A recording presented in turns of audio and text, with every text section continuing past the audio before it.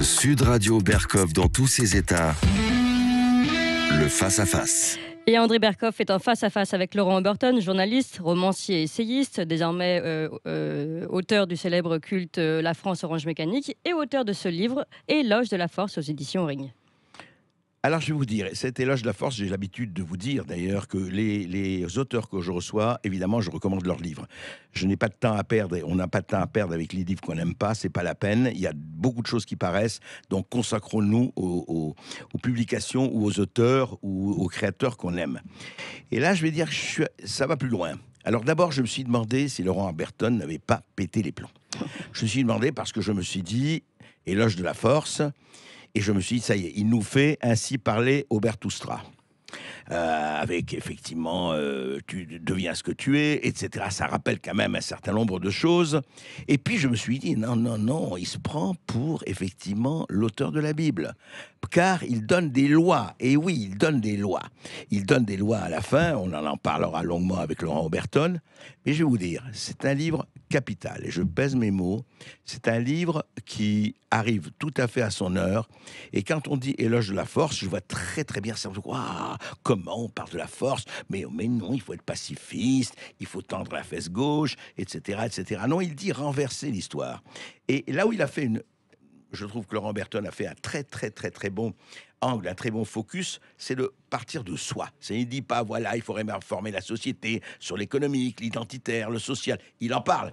Mais il en parle à partir de quoi? Il en parle à partir de chacun d'entre nous. Qu'est-ce qu'on peut faire? Et c'est fondamental. Parce que c'est très bien de parler, on est tous là, on a un ministère de la parole et c'est très bien, mais ça ne suffit pas. Qu'est-ce qu'on fait, nous, pratiquement, concrètement, et comment on commence à se reconquérir soi-même. C'est ça le bouquin d'Oberton, et en ce sens-là, il paraît d'ailleurs aujourd'hui en librairie et partout, et vraiment, lisez-le. Lisez-le parce que tout commence par l'agrandissement du champ des possibles, et d'abord le nôtre. Alors Laurent Oberton, au fond, qu'est-ce qui vous a donné l'envie? Parce que vous étiez sur Guérilla, vous avez fait les 2 premiers tomes de Guérilla, vous deviez faire Guérilla 3, qui était déjà un thriller d'ailleurs, hélas possible. Et puis vous avez dit non, je vais faire ça. Pourquoi? Vous avez senti cette urgence de quoi là? Alors en fait, c'est la lancinante question de mon lectorat qui revenait systématiquement dans nos rencontres, dans nos signatures. C'était vous faites un constat, c'est très bien, vous le faites très bien, ça fait plusieurs livres déjà que vous consacrez au constat. On voit la même chose que vous, vous n'êtes pas seul à faire ce constat, et maintenant, la grande question, c'est que faire? Qu'est-ce qu'on peut faire, nous, notre situation? La politique nous échappe, le destin du pays semble nous échapper, on n'a plus aucun poids sur la démocratie. Donc, on peut rien faire, on est impuissant, etc. On subit totalement cette situation et on voit aucune solution, sinon espérer un miracle, un messie ou je ne sais quoi. Et donc, j'ai médité cette question longtemps, puisque je suis dans la même situation que mes lecteurs. Au départ, je voulais pas donner des pistes précises d'action. Je considérais que c'était pas mon rôle de journaliste. Mais à force de réfléchir et de tourner cette question, je me suis dit, après tout, il y a sans doute des solutions bien plus pragmatiques et à portée que celles auxquelles on pense habituellement, les solutions politiques, les solutions économiques, etc. Voilà. Donc des solutions qui nous concernent au quotidien. Donc prendre le problème à l'envers, en fait, se demander pourquoi cette manifestation d'impuissance, puisque quand on se demande que faire, et quand on est persuadé d'avoir perdu toute force, tout pouvoir sur son destin, c'est qu'on est dans le fond de l'impuissance. Et donc de commencer par reconquérir ce pouvoir qu'on a sur nous-mêmes, et peut-être, si on parvient enfin à se changer nous-mêmes, si on parvient enfin à regagner une mentalité donc, de conquérant. De soi. Vous voulez dire partir d'un travail sur soi. Exactement, pour ensuite parvenir à changer cette société. Alors justement, vous en parlez et vous dites, vous employez beaucoup cela. Vous dites, beaucoup de gens pensent, et d'ailleurs il est trop tard. On dit voilà, oui, mais qu'est-ce qu'on peut faire face à l'État? Qu'est-ce qu'on peut faire face à Big Brother? Vous employez toujours cette expression orwellienne, mais à juste titre. Vous parlez aussi de Monsieur Moyen qui se dit oui, mais moi j'ai déjà à m'occuper. C'est vrai, ma femme, mes enfants, ou mon mari, mes enfants, gagner ma vie. Vous êtes gentil là, mais vous avez le temps, vous Oberton, vous Berkoff, vous etc. d'écrire, etc. Mais nous on n'a pas le temps. Qu'est-ce qu'on fait? Vous dites attention. ce n'est pas vrai. Vous pouvez toujours commencer par soi-même. Et commencer comment, alors, Laurent Berton? C'est vrai que tous ceux qui posent cette fameuse question, que faire? En réalité, quand on leur demande ce qu'ils font eux, ils savent très bien que par rapport au constat qu'ils font et à l'état de détresse dans lequel ils sont, c'est bien qu'ils n'ont pas fait assez, ils auraient pu faire beaucoup plus. Ils le sentent. Ils le reconnaissent quand Ouais. on leur demande les yeux dans les yeux. Et moi le premier, hein, je vais vous le dire, j'aurais pu faire plus compte tenu de la situation. Donc déjà, c'est une prise de conscience de cet état de faiblesse et d'attentisme. C'est Romain Gary, je crois, qui disait que le désespoir est une soumission. Et déjà, il faut surmonter cette espèce de léthargie de la défaite, de la peur qui tient les âmes dans une espèce d'attente, d'horizon complètement fermé. On ne voit plus, en fait, de perspective. Et si déjà on surmonte cet état de domestication, hein, comme je le répète plusieurs fois, on va peut-être arrêter d'accuser toujours l'autre, le voisin qui fait rien, l'État qui est très méchant. C'est eux, hein, c'est ce qu'on dit toujours. Le Français dit c'est eux, c'est leur faute. Oui, c'est leur faute, c'est pas ma faute, c'est la Mais leur. c'est encore une manière de se défausser de ses propres responsabilités. Ce livre est un appel à la prise de responsabilité, de dire votre destin, vous pouvez de nouveau l'incarner à condition de le vouloir et de vous donner les moyens de le faire. Donc c'est vrai que ça prend un petit peu à rebrousse-poil à peu près tout ce qui se fait aujourd'hui, qui va plutôt prôner des solutions de masse, des solutions politiques, et encore une fois des solutions extérieures. Et surtout, parce que c'est ça aussi où votre livre tranche, il n'y en a pas tellement, donc il faut le souligner, en disant oui, mais écoutez, il faut que l'État fasse ceci. Français, vous n'êtes pas responsable, quoi. En général, c'est ça. Vous n'êtes pas responsable, c'est l'État, c'est les immigrés, c'est les Blancs, c'est la bourgeoisie, c'est ceci, c'est cela, mais vous, non, vous y êtes pour rien. À force d'accuser systématiquement les autres et de dire oui voilà l'État devrait, l'État doit, l'État il n'avait pas de masque et l'État finalement il a des masques et tout ça, ça déresponsabilise totalement le citoyen qui devient l'enfant qui attend qu'on veuille bien s'occuper de lui et lui donner la main. Mais il perd avec sa responsabilité toute adaptation, toute forme d'intelligence face au présent. Et c'est pour ça qu'il a cette sensation que tout lui échappe. Parce que oui, tout finit évidemment par lui échapper. Et alors justement, on va creuser un peu les tables de la loi, enfin les tables de la loi aubertonienne, allez, aubertoustranienne, et vous dites, je les cite, on va pas toutes les lire, mais c'est très intéressant parce que le titulé est bon. Donc, vous dites, ta faiblesse tu connaîtras, la peur tu détrôneras, ton indépendance tu déclareras, le pouvoir tu reprendras, dans la vie tu t'enracineras, l'ennemi tu connaîtras, le silence tu vaincras, stratège tu seras, le terrain tu occuperas, tes lois tu imposeras. Alors justement, je voudrais peut-être tout de suite lever un malentendu. Vous, c'est pas allez prenez le pouvoir et vous allez imposer vos lois. Ce n'est pas de remplacer une tyrannie par une autre. Non, justement, c'est vraiment quelque chose que je souhaite éviter. Et c'est justement pour ça que s'il n'y a pas de prise de conscience rapide et si on s'en remet à une autre forme de tyrannie, eh bien on aura exactement les mêmes problèmes et la même absence de pouvoir et donc de satisfaction individuelle. Et évidemment aussi, quand je parle de loi, il faut bien préciser que ce ne sont pas des lois législatives. Je pense qu'il y en a déjà suffisamment comme ça. Donc là, c'est vraiment des règles de conduite qu'on doit s'imposer justement pour retrouver un peu de liberté, de sérénité par rapport à tout ce qui se passe. Et par là, échapper justement à cette espèce d'inéluctable, de Big Brother, de ce rouleau compresseur médiatique, cette actualité de plus en plus préoccupante et de plus en plus folle. Et justement, alors vous en parlez, effectivement, on est bombardé, on sait très bien tout cela. Mais justement, alors, pour être très précis, commençons. Comment puis-je, pour reconquérir une certaine autonomie que j'ai quelque part, puisque je peux encore dire ce que je veux, mais ça ne va jamais au-delà. Comment faire concrètement? Pour faire quoi? Alors déjà, il y a regarde, la réalité droit dans les yeux. C'est-à-dire que la première loi à comprendre notre faiblesse est fondamentale. C'est-à-dire que si on ne voit pas tout ce qui nous accable, on n'a aucune chance de comprendre notre état et de pouvoir agir sur celui-ci. Il y a la peur qu'il faut surmonter. On parlait de la peur tout à l'heure. Je vous entendais parler avec le professeur Chabrière. Avec le professeur, voilà. Le maintien dans la peur de la population, est-ce qu'il y a de pire pour ne serait-ce que le sens commun, puisque quand on a peur, on perd vraiment absolument tout moyen de pensée et de réflexion rationnelle.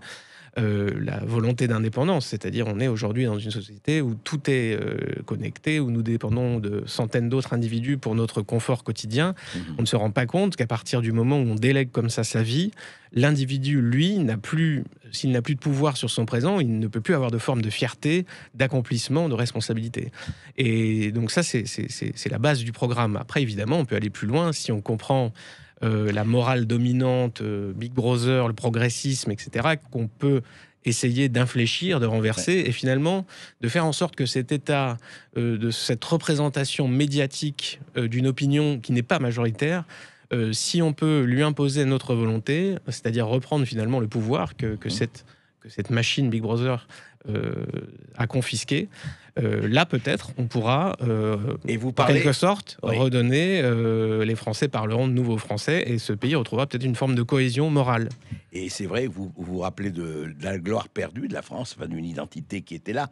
Mais justement, vous allez plus loin. Enfin, c'est intéressant parce que vous parlez aussi, commencez par votre corps, commencez par apprendre les premiers gestes, commencez par une certaine autosuffisance, sans aller jusqu'à aller dans les forêts. C'est pas du tout ce que vous dites, au contraire. Mais maîtriser effectivement non seulement les technologies, mais maîtriser soi-même.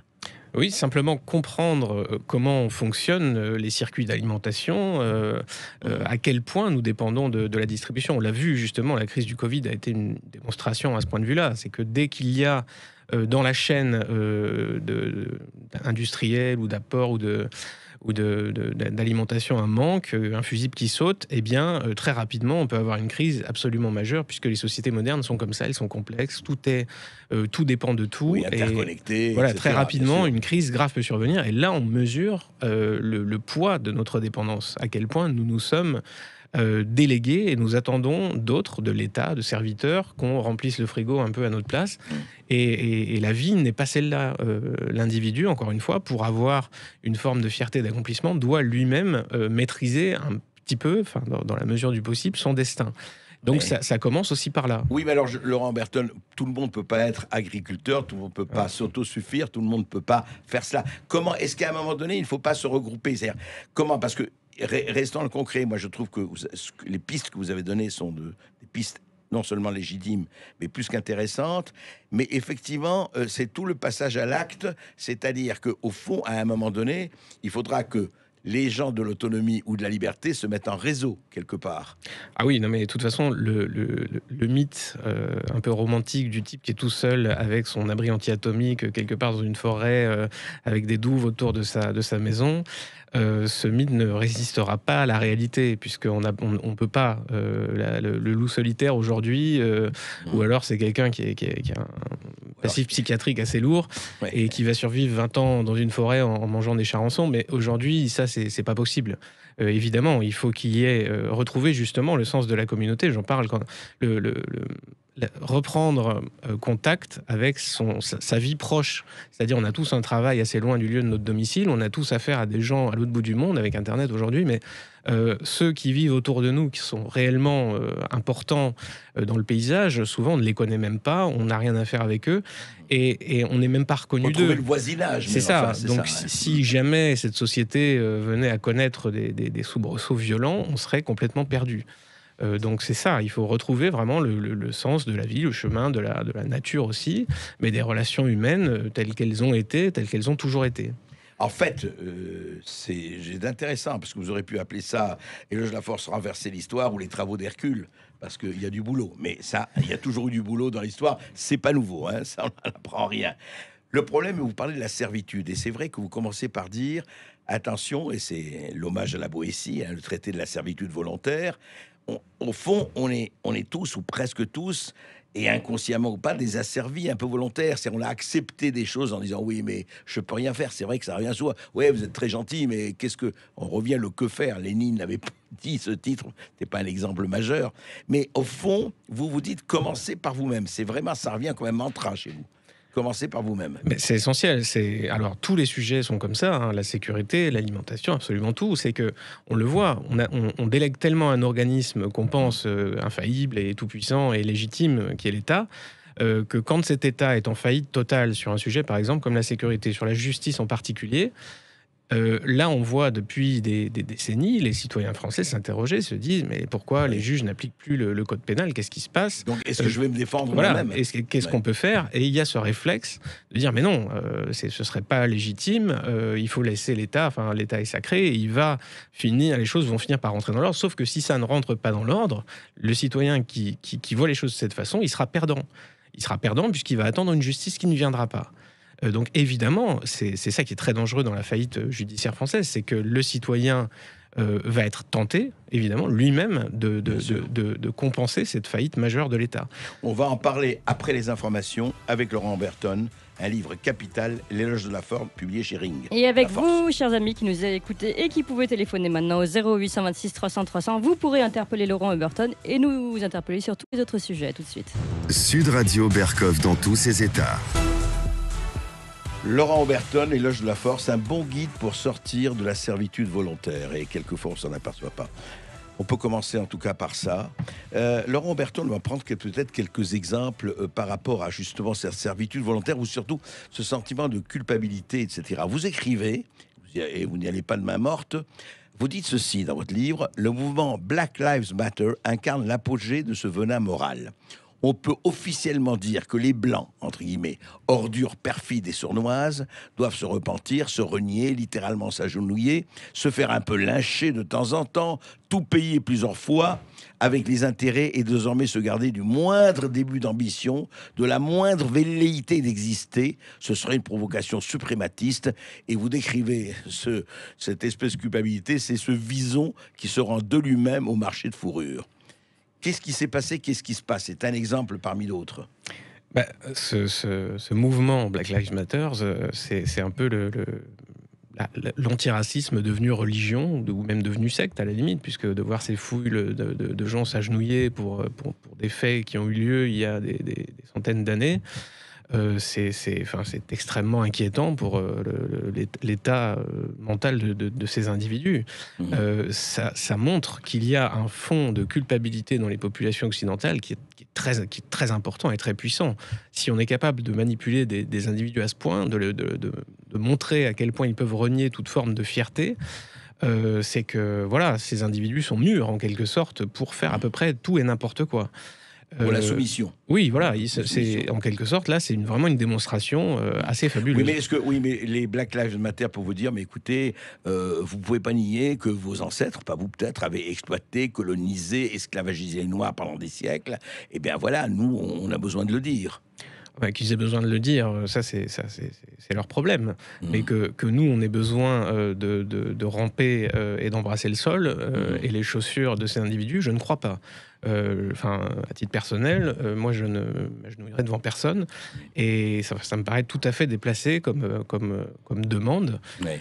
Mais bon, encore une fois, on retrouve les militants qui ont de tout temps été soumis à ces causes et qui cherchent à soumettre la population dominante à cette espèce de tyrannie morale, puisque ces individus progressistes, blancs la plupart, il ne faut pas s'y tromper, ils font ça justement par supériorité d'esprit, pour dire, regarde, moi je m'agenouille devant le mouvement Black Lives Matter, et voilà ma supériorité toute puissante, puisque toi, français moyen, tu ne peux même pas comprendre que c'est le sens de l'histoire. Donc en singeant cette soumission, je deviens supérieur à tous.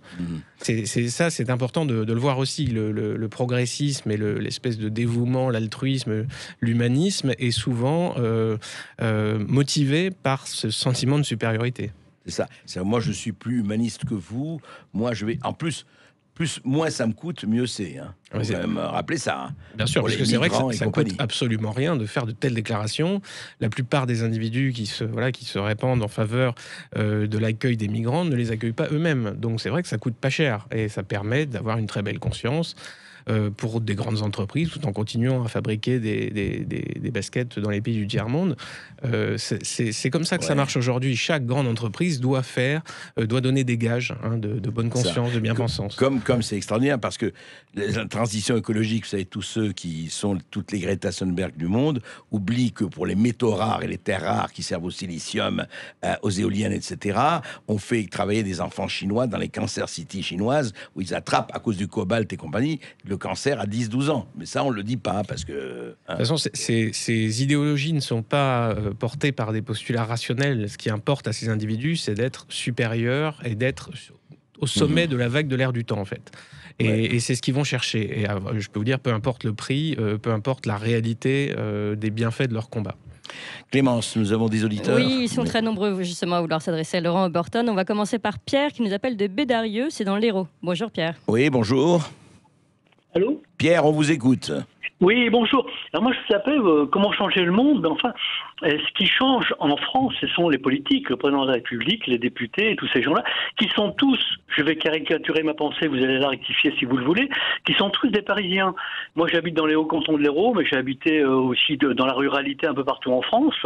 Et j'ai jamais vu un député. Si j'en ai vu une fois. Un député, en plus, La République En Marche, qui est venu qui s'est fait complètement bananer, mais enfin bon, c'est le seul que j'ai vu. Mais ces gens-là, ils sont où? On les voit où? Ils rendent compte à qui, au peuple, comment? Que dans les journaux, que dans les médias, que dans le parisianisme et autres. Et les partis politiques, alors là, c'est même pire, parce que les partis politiques, on n'en voit jamais.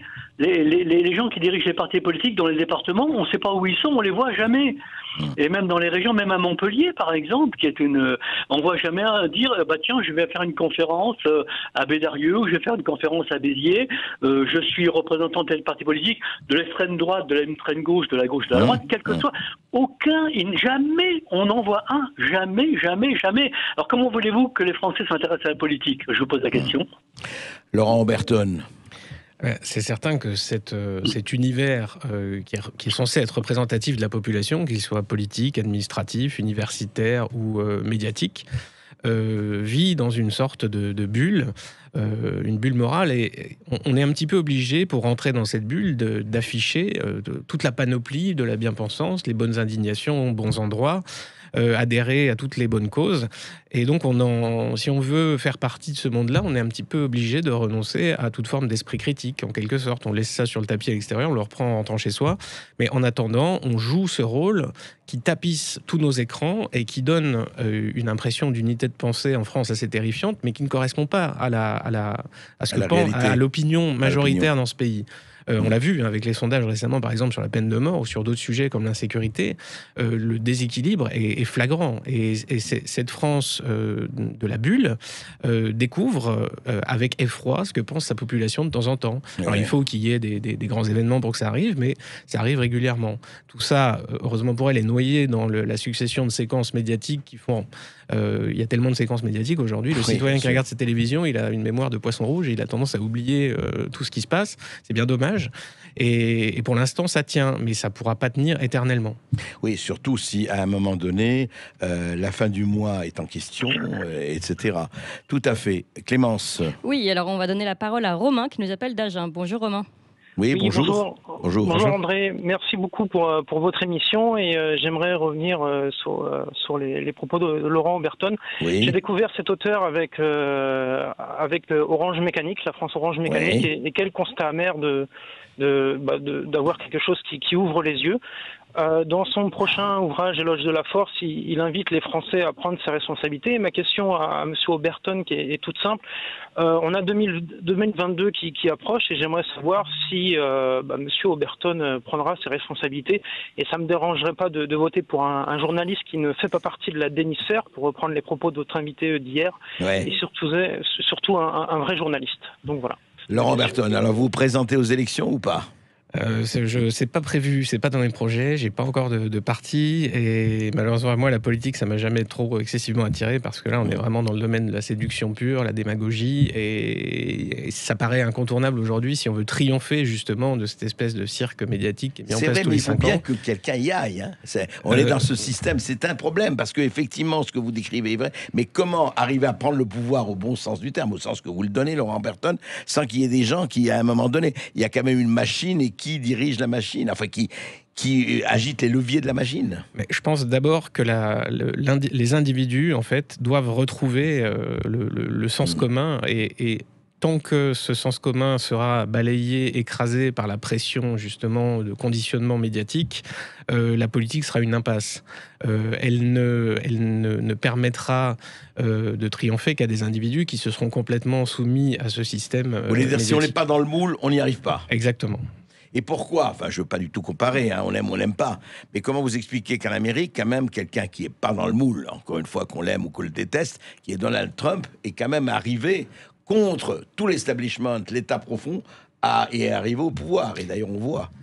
On a une forme de vengeance populaire, hein, justement, par rapport au matraquage permanent, c'est vrai. On a eu Trump, on a eu le Brexit, on a eu Salvini en Italie, on a eu beaucoup de cas comme ça, même en France. Il est arrivé que les Français votent de manière extrêmement déplacée, du point de vue de l'établissement. Donc il y a comme ça cette volonté de nuire, en quelque sorte, de se venger un petit peu dans l'isoloir, mais cette volonté est tempérée quand même par cette force de conditionnement et ce sentiment de culpabilité. Aujourd'hui, le Français, même dans l'isoloir, il craint son geste. La charge symbolique qu'on fait peser sur le mauvais vote est telle que les individus sont très loin d'avoir leur liberté de conscience. Et moi, je préfère œuvrer à la libération de ces consciences. Je dis pas du tout voter pour machin, voter pour machine. Je me mouille pas du tout là-dessus. Encore une fois, j'aime pas la politique, j'aime pas les politiciens professionnels. Je m'en tiens le plus éloigné possible. Mais tant que les consciences n'auront pas le degré d'autonomie suffisante pour appréhender le monde, il ne faut pas s'attendre à ce que les élections fassent changer les choses. Vraiment. Allez, vous continuez à nous appeler au 0826 300 300 pour poser des questions à Laurent Oberton et peut-être commencer à reconquérir votre liberté. Vous pouvez aussi réagir aux autres sujets comme les restrictions d'Olivier Véran. Ce n'est pas antinomique. À tout de suite. Sud Radio Berkov dans tous ses états. Et André Berkov, toujours dans tous ses états, avec son invité, Laurent Oberton, auteur de L'éloge de la force aux éditions Ring, et avec vous qui nous appelez au 0826 300 300. C'est le cas de Melvin qui nous appelle du Gard. Bonjour Melvin. Oui, bonjour.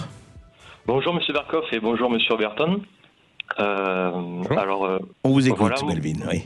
Moi, je suis étudiant en fac de philo à la Sorbonne, à Paris. Oui. Et entre parenthèses, la situation en faculté est assez désastreuse. Les étudiants ensemble, etc. Enfin bref. Ouais. Voilà, je voulais parler d'un problème. En fait, c'est qu'à la fac, on est obligé d'être d'extrême gauche, en fait, si vous voulez. On est face à des étudiants, en fait, qui n'ont aucun esprit critique, qui n'ont aucune tolérance. Des profs qui font une espèce de prosélytisme, en fait, de la bien-pensance.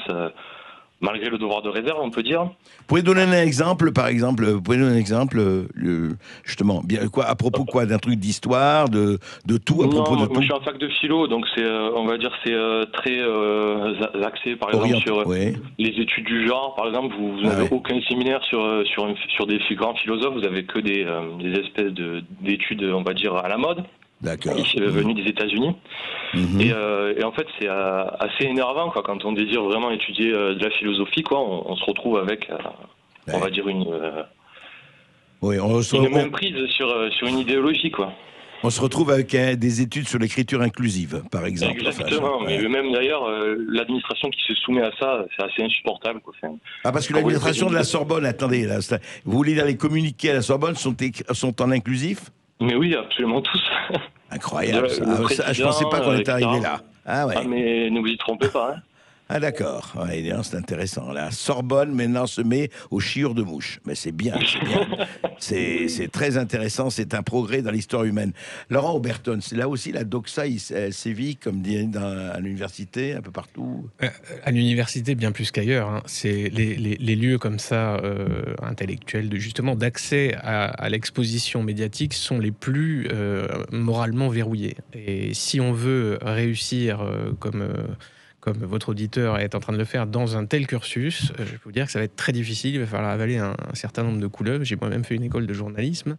Et vraiment, ces milieux-là sont totalement verrouillés par des individus qui sont qui essaient... En fait, entre eux, ils mènent une forme de compétition morale à qui ira le plus loin, justement, dans ces idéologies à la mode. Alors, moi, je vais prendre le genre, moi, je vais prendre le Black Lives Matter, etc. Moi, je vais mélanger les deux, je vais faire de l'indigénisme. Et toujours essayer d'aller le plus loin en essayant d'imposer ce point de vue complètement délirant et hors sol, évidemment à leur entourage direct, leurs camarades de jeu. Et c'est ce qui fait que Après, dans les hautes sphères universitaires, même dans l'enseignement, les individus qui seront invités sur les plateaux de télévision, les experts, seront très souvent formatés par ce discours-là. Et ces individus se tiennent entre eux par la terreur. Ils vont s'accuser. Attention, ta carrière voilà. en prendra un coup. Là, etc. par exemple, tu n'as pas été inclusif dans ton mail, et on est toujours un peu suspect. Hein. C'est une forme de terreur qui règne dans ces milieux-là. Et on peut toujours être disgracié, accusé, se voir, oui, mais tu as parlé des LGBT, mais tu n'as pas parlé des racisés. Ce terrorisme moral règne en permanence. Donc il faut se conformer, il faut en faire beaucoup plus que les autres pour survivre et exister. Donc c'est très difficile d'échapper, enfin de triompher de ces milieux-là, maintenant, aujourd'hui. Et ces milieux-là, vous en parlez beaucoup, justement. Vous avez parlé de Big Brother. Enfin, on voit très bien ce qu'il sait depuis Orwell. Mais juste rapidement, Laurent Berton, vous avez parmi les tables de la loi, encore une fois, si vous ne vous prenez pas pour l'Évangile ou pour la Bible, mais vous tracez des pistes, vous dites « l'ennemi, tu connaîtras ». Pour vous, c'est qui, l'ennemi ? L'ennemi, quand on se base du point de vue du simple citoyen, c'est celui qui va utiliser cette force morale pour réduire au silence. Il va utiliser votre culpabilité, votre état de domestication, en quelque sorte. C'est-à-dire, on est bien élevé, on n'a pas envie de faire un scandale, d'être accusé, de faire le jeu d'on sait qui, de racisme. C'est le chantage à l'extrême droite, pour résumer. Voilà. C'est un chantage qui plane sur toutes les discussions en France. On l'a tellement intériorisé qu'on ne le voit pas vraiment, mais on sait très bien que quand viennent sur la table, même au repas de famille, des sujets glissants, notamment l'immigration, l'insécurité, on sait très bien qu'on peut toujours être pris à partie par le bien-pensant du jour qui va vous accuser, qui va tout de suite vous renvoyer aux heures sombres de la famille. Exactement. Et on a tous des choses à perdre. On a notre petite carrière, nos revenus, notre place. On aime être estimé de ses pairs. Et on a surtout notre terreur d'animal domestique profonde, c'est l'ostracisme, hein, d'être mis à l'écart et voilà, d'avoir la marque de cette infamie. De la bande, etc. etc. Parce que si on est seul, on n'existe plus. Donc c'est notre terreur fondamentale. Donc on va prendre sur nous, on va s'adapter au discours dominant, à ce discours qui fait peur. Et on n'a pas la force de s'opposer à lui. Et justement, pour moi, la force principale, elle est morale, elle est mentale, c'est de faire obstacle à ce régime de terreur qui s'est instauré petit à petit dans notre pays et qui tient aujourd'hui, qui verrouille l'intégralité du débat public. On retourne au standard 0826 300 300 et Clément a composé ce numéro. Clément nous appelle de Paris. Bonjour Clément. Oui, bonjour. Bonjour Clément. Oui, bonjour. Bonjour, vous m'entendez ? Très bien. Oui, bonjour. Alors, bonjour Monsieur Berton, j'ai lu tous vos livres, donc Éloge de ma force qui m'attend dans ma boîte aux lettres. Merci à vous, Monsieur Berkoff, également pour tout ce que vous faites. Merci. Et je voulais rebondir sur la Boétie que vous avez citée tout à l'heure. J'ai posé une question à Monsieur Oberton pour savoir ce qu'il pensait du mouvement Front Populaire lancé par Michel Onfray en début d'année. S'il avait un avis dessus. Alors, j'ai pas d'avis très développé sur le sujet, mais tout ce qui me paraît sortir du marasme de la pensée habituelle en France me paraît bon à prendre. Que ce soit Onfray ou quelqu'un d'autre, quelqu'un qui a une réflexion qui semble ne pas reposer sur les standards habituels de la pensée dans ce pays, voilà, ça me paraît être une excellente chose. Bien sûr. Et on se retrouve dans quelques instants. Continuez à nous appeler au 0826 300 300. Sud Radio Berkoff dans tous ses états. Il y a un livre, il y a plus de 50 ans, qui avait fait beaucoup de bruit, et au bon sens du terme, c'était les situationnistes. Évidemment, je vous parle d'un temps que les moins de 40 ans ne peuvent pas connaître, même les moins de 50 ans. Les situationnistes, ce sont ceux qui ont pas fabriqué, mais été extrêmement importants dans la conception de mai 68. Je ne dis pas mai 68 parce qu'ils n'avaient rien à voir, eux, avec les 68 arts. C'était beaucoup plus fort que ça. Guy Debord, Raoul Vaneigem. Et Raoul Vaneigem avait écrit Traité de savoir-vivre à l'usage des jeunes générations. C'était un livre passionnant et surtout très bien écrit. Et je dis que Laurent Berton, c'est un traité de savoir résister à l'égard peut-être de toutes les générations, en prenez certains.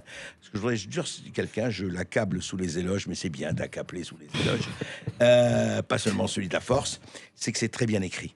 Et c'est pas une mauvaise chose. Souvent, on reçoit des livres qui sont très passionnants, le fond est passionnant, mais la forme n'est pas là. Il faut jamais oublier, la forme, c'est le fond remonté à la surface. Donc, il faut soigner sa forme, dans tous les sens du terme d'ailleurs. Clémence. Oui, on retourne au standard 0826 300 300. On donne la parole à Aurélien qui nous appelle de Lyon. Bonjour Aurélien. Bonjour André Berkoff. Bonjour Laurent Berton. Bonjour. un immense plaisir d'enfin vous avoir. Je vous suis depuis quelques années, je suis un nouveau lecteur. C'est l'une de ces lectures qui m'amène aujourd'hui. J'ai reçu, j'avais précommandé Éloge de la Force. Je suis allé chercher hier à la librairie, hein, comme prévu. Je ne l'ai pas encore commencé. J'ai à peine lu l'instruction et le titre de la première loi. Connais ton ennemi. Je suis sur plusieurs lectures en même temps. L'autre, c'est Cartel des fraudes de Charles Pratt. C'est bien, c'est bien. C'est une bonne lecture aussi. C'est une bonne lecture. Oui, tout à fait. On l'a reçu je me rappelle que dans Guérilla, alors je ne vais pas trop en donner de détails, il apparaît que l'État s'en prend, sans rentrer dans les détails, à ce qui est une alternative à lui comme solution. C'est globalement ce que font les mafias. Et j'avoue que ça, c'est vraiment ce qui m'a laissé le plus pantois dans Guérilla. C'est, mon Dieu, mais comment on se protège de ça, se protéger de pillards. Il y a des doctrines survivalistes et autres très très bien faites. Là, de se protéger de l'État, même d'une armée en lambeaux ou n'importe quoi, ou d'un pouvoir dévoyé, c'est autrement plus compliqué. Et la question que je pose, c'est par rapport à Éloge de la Force, je sais pas encore s'il y a la réponse dedans, peut-être que je pose une question dont la réponse est dans l'œuvre. Allez-y. Comment se défendre de ça? Parce que vous avez également dit que beaucoup de choses, en cas d'effondrement, dépendent du hasard et non pas de ce qu'on va faire, si j'ai bonne mémoire. Laurent Oberton. Alors, c'est une très, très bonne question, et justement, c'est vraiment le tremplin idéal justement vers Éloge de la Force, parce que ce constat que les États sont des monstres froids, comme disait l'autre, qui sont extrêmement puissants et qui défendent avant tout leurs intérêts. On voudrait croire que l'État français ne défend que la France, le terroir et les citoyens, et voilà, et tout le monde est heureux comme ça. Mais c'est un petit peu plus compliqué que ça, et c'est vrai que concéder à l'État sa toute-puissance sans jamais s'interroger sur ses tenants et aboutissants est un peu périlleux et dangereux, et il se trouve que le citoyen est extrêmement démuni quand l'État vient à manquer et vient à faillir. Et du coup, que peut-on faire par rapport à ça? Et justement, c'est à peu près tout le thème d'Éloge de la Force. Donc vous tombez très bien, la transition est parfaite. Vous avez devant vous une belle lecture pour vous apporter des éléments de réponse. Mais Laurent Berton, juste un mot pour compléter ce que notre auditeur disait. Il faut quand même un État, c'est-à-dire le régalien, vous savez, il faut quand même les finances, l'armée, la politique étrangère, etc. Il y a un certain nombre de la santé et autres. Vous dites, est-ce que vous arrivez à dire, parce que vous le dites un peu, mais pas comme ça, est-ce qu'on peut se passer de l'État, quel qu'il soit? La question mérite aujourd'hui une vraie réflexion, c'est-à-dire que l'État a été indispensable par le passé. Les nations sans leurs États n'auraient pas pu survivre aux conflits qui ont eu lieu. Aujourd'hui, peut-être que la question peut se poser. Alors évidemment, je ne pense pas que tout pourrait arriver d'un coup. Alors si c'est arrivé d'un coup, ce serait assez dramatique, puisque personne n'est prêt à ça, soyons très clairs. Il y a un appel de cet État, un appel du maître, de l'individu domestiqué aujourd'hui. Il voudrait non seulement la sécurité, la protection et tout ça, mais il voudrait beaucoup, beaucoup, beaucoup plus. Il voudrait une prise en charge quasi quotidienne de sa vie. Et c'est contre ça que je mets en garde aussi, que l'État, petit à petit, il grignote des parts de marché sur nos existences. En fait, il faut réduire l'État à ses vraies fonctions régaliennes et pas la mainmise sur le citoyen. Ce serait déjà un extrêmement bon début, je pense. Ouais. Et c'est comme ça qu'on peut retrouver justement un peu plus de responsabilité individuelle et de sentiment d'exister dans ce pays. Allez, on retourne au standard 0826 300 300. Vous connaissez ce numéro de téléphone par cœur, et Romain l'a composé. Il nous appelle de Lozère. Bonjour Romain. Oui, bonjour. Oui. Bonjour Monsieur Berkoff, bonjour à votre invité. Bonjour. Alors déjà, je voulais dire que votre émission fait sens. Justement, après votre invitation à Monsieur Merle, je trouve qu'avec votre invité aujourd'hui, ça donne de la pédagogie en fait à des tas de personnes qui écoutent et qui seraient démunies donc par rapport à tout ce qui se passe aujourd'hui, mais depuis 30 ans, je voulais dire. Et à l'instant, vous disiez, est-ce que l'État peut tout? Je pense qu'un État éthique peut tout, oui. Qu'est-ce que vous voulez dire par État éthique? Dites-moi, pour vous. Un État éthique, c'est quoi?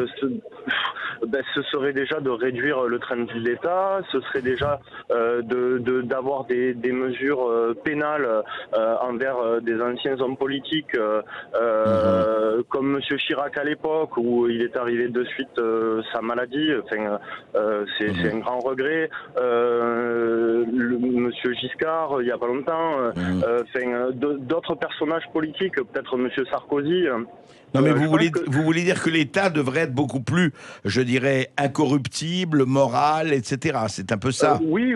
Alors peut-être un État de Gaulle, revenir à payer ses propres factures, n'avoir que son salaire pour être réellement au cœur de la nation, comme tous les Français, subvenir à ses propres besoins et éviter tout ce qui est piocher, mettre la main dans le pot de miel, je veux dire des remboursements de frais, tout ce qui s'ensuit. Peut-être que les gens retrouveraient foi, et je pense réellement que ça ferait sens dans une construction du pays à venir. Je pense que on est là-dedans en ce moment. En fin de compte, oui, on va dire c'est une caste, et à plein de petites échelles, même dans nos régions, même dans nos départements, tout le monde pense à comment obtenir le poste qui va faire sens pour sa retraite. Bien sûr, et pour cela, il faut que je sois complaisant avec tel ou tel ou tel. Voilà. En fait, juste pour résumer ce que disait Laurent Berton, en fait, on sait depuis longtemps, qu'une certaine lutte des classes a été remplacée par une vraie lutte des places. Comment, effectivement, voilà, et comment, en fait, c'est vraiment l'une des questions, pas la question, mais l'une des questions. Il y a dans la nature humaine quand même l'avidité et puis l'envie de mener une meilleure vie, de gagner un peu plus d'argent, d'être mieux, etc. Et elle se marie aujourd'hui, et vous l'avez dit d'ailleurs, et vous le dites dans votre livre, avec ce côté, mais pour faire carrière, etc., il faut se formater, il faut se couler dans le moule. Comment, c'est une contradiction qui est là, qui est dans la nature, enfin qui est en tout cas dans une certaine nature. Comment peut-on faire pour en sortir par le haut ? C'est la question de l'éthique, c'est vrai, centrale, mais c'est très difficile d'imaginer que les individus qui bénéficient aujourd'hui à plein du système, à quelque niveau que ce soit, on parlait de Charles Prats, parlait de la fraude sociale, mais même l'aspect légal de la chose est déjà assez terrifiant. Les individus qui bénéficient de l'administration, qui sont payés par l'argent public, ça a toujours plus ou moins été le cas, vont chercher à accroître leur pouvoir, à sécuriser leur place, et finalement l'administration va chercher avant toute chose à créer de l'administration. À s'auto-perpétuer. Exactement, à grandir, à accroître ses compétences, et c'est quasiment une spirale qui est infinie. C'est très difficile de mettre des barrières là-dedans, et finalement, on se rend compte que l'État, qui est censé être... où des gens théoriquement compétents et vertueux sont censés être aux commandes, et on se rend compte que l'État n'est plus du tout efficace pour servir ses citoyens, en particulier dans ses missions premières et régaliennes. Là, on parlait de la justice, de la sécurité, là c'est absolument flagrant, cet abandon total. On a encore vu du côté d'Annecy des prisonniers qui étaient en attente de jugement et qui ont été libérés faute de moyens. On ne sait pas de quels moyens on parle, mais le Français paye aujourd'hui. Et le nombre de récidivistes qui sortent, on se demande pourquoi, alors qu'ils ont violé 8 fois, 10 fois, enfin et autres. Ça est absolument incompréhensible, et ce n'est pas la préoccupation fondamentale de ces administrations pour l'instant. Ouais. Clémence. Oui, on donne la parole à Sébastien qui nous appelle d'Étampes. Bonjour Sébastien. Bonjour André, bonjour Monsieur Oberton, bonjour à tous. Mais voilà, je vous connaissais comme ça, j'ai lu aucun de vos livres, et c'est très bien que je vous entende aujourd'hui, parce que je pense que je vais en acheter quelques-uns. Et je pense qu'on est tous d'accord sur le diagnostic, mais la solution c'est laquelle? Parce que j'ai 42 ans, je suis pas non plus si vieux que ça, mais j'ai l'impression, en fait vous parliez d'isoloir tout à l'heure, quand le Français n'ose pas mettre son vote, mais pourquoi il aurait peur de voter par exemple Le Pen? Qu'est-ce qu'il réfrène? Pourquoi on n'a plus cette âme révolutionnaire qui fait qu'on se laisserait pas faire et à subir tout ce qu'on subit? Moi, il y a un truc que je comprends pas, et j'ai discuté avec quelqu'un de très cultivé et qui a même fait centrale, etc., qui a voté Macron. J'ai dit, mais comment vous pouvez voter Macron? Vous avez bien réfléchi, vous avez bien vu que c'était pas quelqu'un de bien, qu'il a rien fait sous le gouvernement Hollande, que c'est un manqué de chirurgie et qu'il va nous faire que du mal. Et en fait, quand on entend les réponses, c'est des réponses toujours individuelles. Eh ben, il va réformer, ça ira mieux pour ceci, ça ira mieux pour cela, mais en fait, on pense jamais aux autres. Ouais. Et à partir du moment où les Français penseront aux autres, c'est-à-dire que quand je ferai un geste, ça sera pas que pour moi, et ça sera aussi pour mon voisin, pour le pays. Je pense qu'on en sortira le collectif. Ouais. Mais sincèrement, Monsieur Oberton, je pense que la majorité de Français sont cons, et je le dis ici, ils sont cons. On se fait avoir, on se fait rouler dans la farine, et j'ai l'impression qu'ils aiment ça parce qu'ils votent toujours pour les mêmes. Alors, pensez-vous que c'est pas une cause perdue, sincèrement? Voilà, alors Laurent Berton, est-ce que la connerie est majoritaire en France? Moi je ne le pense pas, hein, mais je suis peut-être optimiste, je ne le pense pas. Alors, c'est très possible, il faudrait faire une étude statistique poussée sur la question. Non, plus sérieusement, les individus ont cette tendance à se conformer aux jugements qu'ils estiment socialement payants, ou en tout cas pas dangereux. L'équivalent de voter Le Pen et de le dire, c'est quelque chose qui est socialement à risque. C'est très clair. Hein, vous allez dans un repas, par exemple, de vegan, et vous dites que vous adorez la côte à l'os, vous prenez un risque social. C'est un peu la même chose. Presque physique. Et les individus aujourd'hui n'ont pas envie d'être le mouton noir, d'être désigné, d'être ostracisé, donc ils se conforment à ce qu'on attend d'eux. Et ça va en plus avec la catégorie sociale. Plus vous montez dans la hiérarchie, dans l'échelle sociale, plus vous devez vous conformer pour exister à ces discours dominants, parce qu'il y a toujours des bien-pensants pour vous recadrer, et ça peut mettre en danger votre carrière, vos perspectives. Personne n'a envie de ça. Et y compris même dans les grands médias. C'est ça qui est très étonnant, c'est qu'on a l'impression que ce discours dominant est vraiment ultra partagé. En réalité, il est très souvent adopté par commodité, mais pas du tout par sincérité. Et en réalité, il y a cette opinion qui est très largement factice et repose sur cette erreur. Et cette erreur pourrait peut-être s'effondrer, mais il faudrait d'abord travailler, je pense, à la reconstruction de la fierté individuelle. À partir de là, si les individus n'ont plus peur, n'ont plus cette chape de plomb, ne sont plus des animaux domestiques, peut-être qu'ils pourront renverser la table. En fait, vous voyez, Laurent Oberton et Jean-Paul II ont un point commun, n'ayez pas peur. Commencez en tout cas par ça, vous voyez.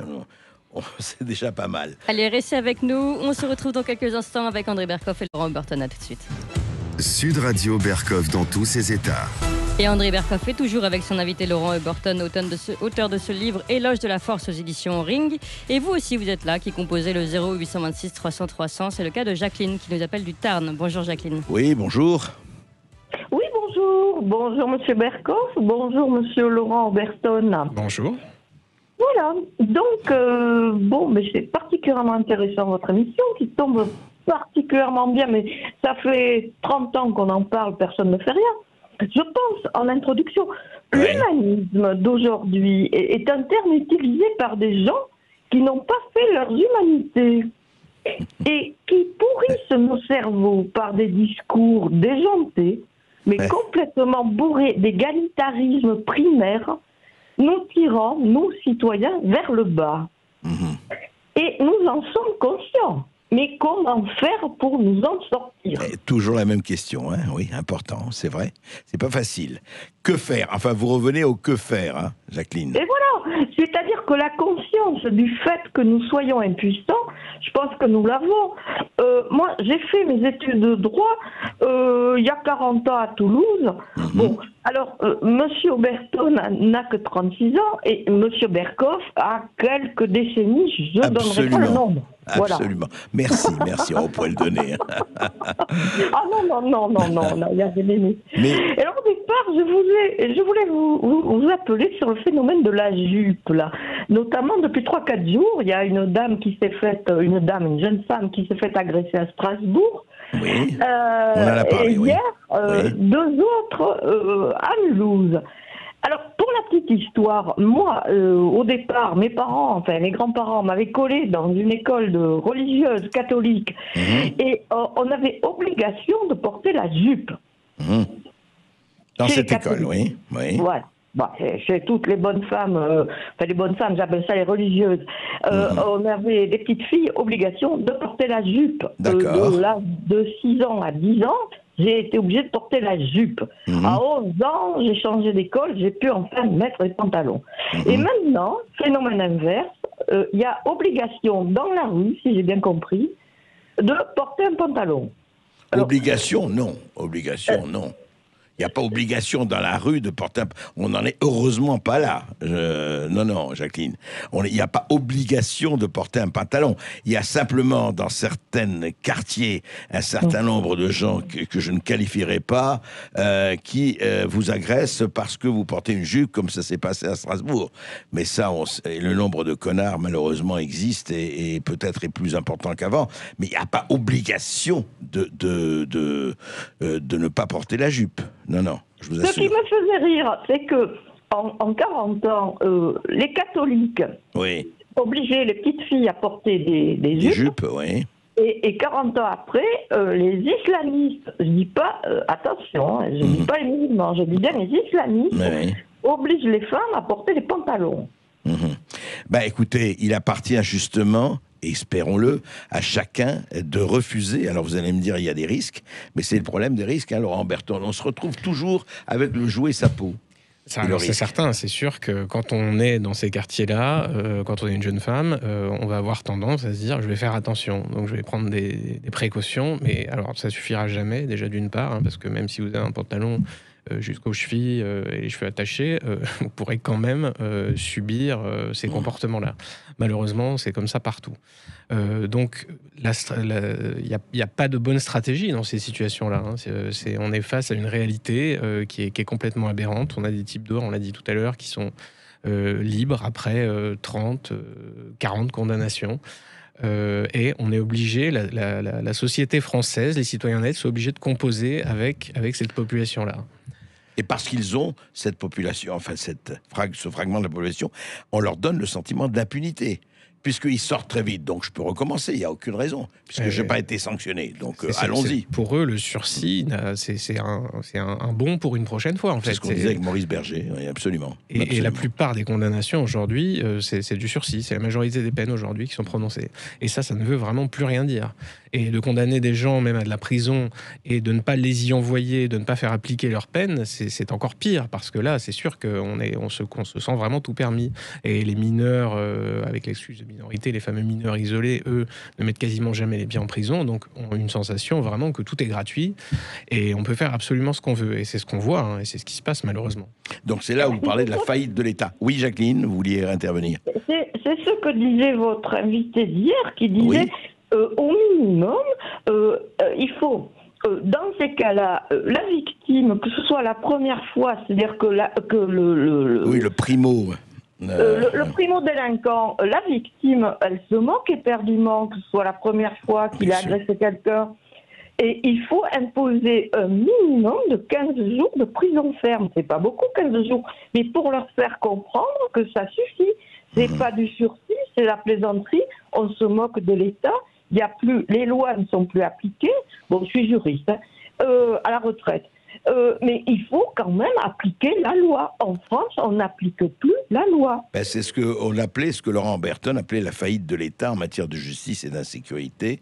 Effectivement, on la sent, on la voit. Hein. C'est ça. Je passe mon temps à compiler les faits divers qui se produisent, les condamnations prononcées, en regardant le code pénal. Quand vous faites-le, allez dans les tribunaux, hein, les audiences sont libres en France aujourd'hui, vous pouvez entrer, vous pouvez assister au procès, et vous constaterez systématiquement que la peine encourue n'est absolument jamais suivie, même par les réquisitions du procureur. Les réquisitions du procureur sont en moyenne 2 fois inférieures à la peine encourue par les individus. La condamnation prononcée est encore inférieure, et vous avez des remises de peine qui sont maintenant automatiques. Hein, c'est plus du tout une question de bonne conduite, elles sont automatiques depuis, je crois, 2005. Automatique. Et la moyenne des remises de peine, ça doit être 20% de la peine, qui n'est donc pas effectuée. Ça veut dire que si j'ai, par exemple, 1 an de prison, je ferai tant de mois. Quoi, voilà, vous aurez beaucoup moins que ça. Et même 1 an de prison, aujourd'hui, toutes les peines inférieures à 2 ans de prison, on ne met plus les pieds en prison. Hein. C'est quasiment automatique aussi. Et vous avez maintenant l'application des peines, qui est encore un truc génial, qui a été inventé pour... maintenant, vous voyez votre juge d'application des peines, vous êtes condamné à 4 ans de prison ferme, par exemple, et il va vous dire, alors vous allez effectuer une partie de cette peine en prison, et l'autre partie en portant un bracelet électronique, ou assigné à résidence, ou en pointant, et avec des travaux d'intérêt généraux, et ce sera considéré comme une peine de prison ferme. Donc Ah oui, ce sera statistiquement, considéré- oui. vous faites de la prison ferme, mais en réalité, vous êtes dehors avec votre bracelet. Vous êtes en Physiquement, contrôle vous êtes judiciaire. dehors et c'est considéré comme la prison ferme. Exactement. Donc ça, on ne Monsieur peut plus Berton, l'entendre. alors là, si moi, à 62 ans, je commets un délit ou qui est passible de correctionnel, j'irai pas jusqu'au... Bon, Oui. donc, si moi, à 62 ans, je commets quelque chose passible de 4 ans de prison, je n'irai pas en prison parce que je suis blanche et que c'est normal. Par contre, donc vous m'invitez, parce que faire pour... Eh ben, on vous parce que invite moi- à écouter, on vous invite à commettre un bon délit qui vous vaudra 4 ans de prison, mais vous ne le ferez pas, je vous assure, Jacqueline. Bon, alors écoutez, monsieur Berkoff, vous appelez à l'émeute, là. Vous Oui, êtes absolument, terrible, hein. absolument. Non, sérieusement, je n'appelle jamais à l'émeute. C'est pas mon genre de beauté. Simplement, bon, voilà, il faut dire, écoutez, l'État, et c'est vrai, en ce moment, a failli du point de vue de la justice. On est loin du compte, et on le voit tous les jours. Merci, Jacqueline. Allez, le téléphone sonne à Sud Radio. On donne la parole à Mélissa qui nous appelle du Vaucluse. Bonjour Mélissa. Oui, Mélissa. Oui, bonjour Monsieur Berkoff. Bonjour. Bonjour Monsieur Oberton. Bonjour. Voilà, donc en fait moi je vous appelle pour vous soumettre une façon de voir les choses qui concernent la situation du moment. Allez-y. Vous parliez tout à l'heure éventuellement du fait qu'il pourrait émerger quelqu'un de nouveau ou de déjà connu mais auquel on ne pense pas forcément pour 2022. Et moi, en fait, ce que je voulais vous demander, je voudrais avoir votre avis. Moi, j'ai le sentiment, en fait, que pour ce qui concerne Madame Le Pen, elle traîne malheureusement, de par son nom, trop de choses négatives derrière elle, de casseroles, quoi, on pourrait dire. Et elle fait beaucoup peur à beaucoup de monde, en fait. Même moi, c'est vrai que selon les prises de parole, je trouve qu'il y a une démagogie mais absolue, alors que la simple réalité suffirait en fait. Hein. Quelqu'un de posé, quelqu'un de qui se contente de constater la situation avec tous les rapports sénatoriaux qui nous reviennent. Certaines études comme le bouquin de M. Oberton qui font un état des lieux, qui est factuel.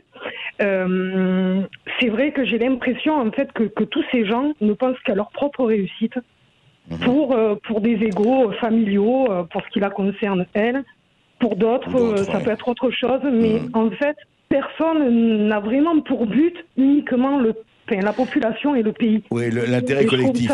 Vous avez dit, Mélissa, ce exactement. qu'ont dit d'autres auditeurs, et vous avez raison. Et c'est vrai, on arrive un peu en fin d'émission, Laurent Berton. C'est vrai qu'on voit très bien, les gens se disent, que ce soit pour Marine Le Pen ou d'autres, enfin, chacun a son avis là-dessus. Mais on se dit, voilà, notre aventure, moi, je m'occupe de ma gueule, pour être un peu vulgaire, mais enfin, direct. Et au fond, on a un besoin du collectif, mais que personne n'incarne. C'est vrai que la politique, hélas, depuis toutes ces années, on commence à voir à peu près clair dans les intentions des politiciens. Bien évidemment, ces gens sont là pour le pouvoir, leur pouvoir avant tout. Et une fois qu'ils l'ont, en général, ça ne s'arrange pas, parce que le pouvoir appelle le pouvoir. Et ils vont s'adapter à l'ère du temps, ils vont prononcer des discours qui plaisent, ils vont faire preuve de démagogie. Il faut être extrêmement doué, un très bon acteur pour faire de la politique et réussir. Donc, évidemment, on s'interroge. On ne peut plus continuer à croire et à espérer en n'importe qui et être déçu tous les 5 ans. C'est pas possible. Et même quelqu'un qui tenait un discours, peut-être qui pourrait plaire à l'intégralité de la population, trouver un écho, ça ne garantit pas du tout que cette personne-là soit dénuée d'arrière-pensée et soit un bon gestionnaire. Donc, la politique, c'est une façon de reporter ses croyances, encore une fois, sur l'extérieur et sur l'autre. Et ignorer nos propres responsabilités, ce qu'on peut faire à notre échelle déjà pour faire avancer les choses. Commençons par prendre le pouvoir sur nous-mêmes et autour de nous-mêmes. C'est ça le coup d'État permanent au très bon sens du terme.